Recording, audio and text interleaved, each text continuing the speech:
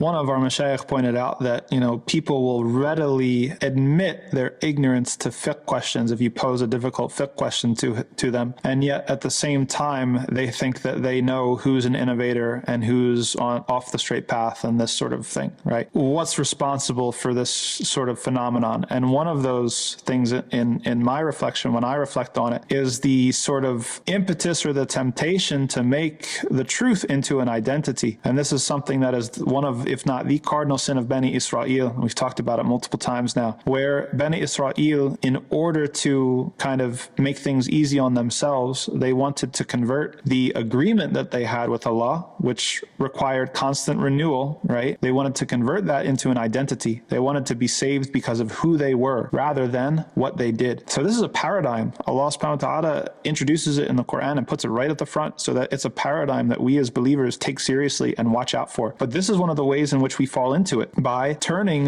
whatever the truth is into an identity. Well, you have to say that you're this, you're part of this group, as if that's going to, people ask you, what's your manhaj, right? Sometimes in the comment, like, what's your manhaj? Why would you ask such a question?